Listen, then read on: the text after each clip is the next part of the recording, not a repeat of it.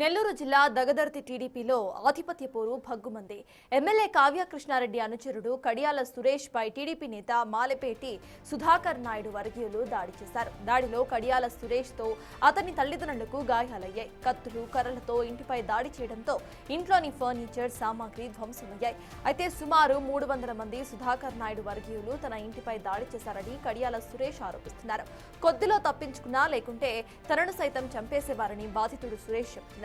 సురేష్ ను కావలి area hospital కి తరలించారు. ఘటనపై కేసు నమోదు చేసుకున్న పోలీసులు దర్యాప్తు చేస్తున్నారు.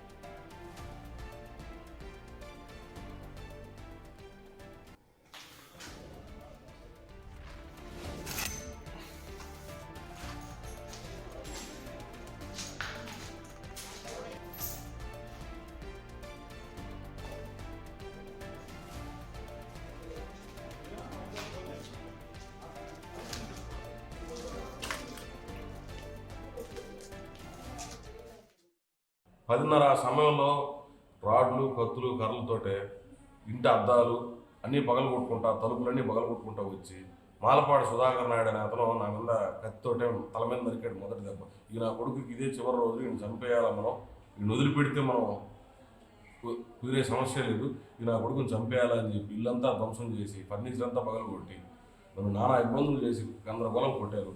కత్తులతో తల మీద నరకడం జరిగింది. స్టిచ్చెస్ కూడా పడున్నాయి. చాలా తీవ్రంగా ఇబ్బంది పడుతున్నాను. వీళ్ళ వల్ల నాకు ఏ రోజుకైనా ప్రాణహాని ఉంది. కానీ వీళ్ళు నన్ను ఇంట్లో నుంచి కూడా నేను అక్కడి నుంచి ఎస్కేప్ అయి పారిపోవడానికి ప్రయత్నించినా కానీ తరుముకుంటా 200 మీటర్ల దూరం తరుముకుంటా నరికి రాడ్లతో కొట్టారు. మా ఇల్లంతా ధ్వంసం చేశారు. మేము కూడా టీడీపీనండి. టీడీపీలో వాళ్ళ ఇంట్లో ఈ విధంగా జరుగుతూ ఉంది. ఎవరి పార్టీ వాళ్ళు టీడీపీలో వర్గాలు ఏం లేవు. అక్కడ ఎవరి పనులు చేసుకుంటూ ఉంటారు. కానీ కులాలు, మతాలను రెచ్చగొట్టి వాళ్లే చేస్తున్నారు. విద్వేషాలని రెచ్చగొట్టేది వాళ్లే.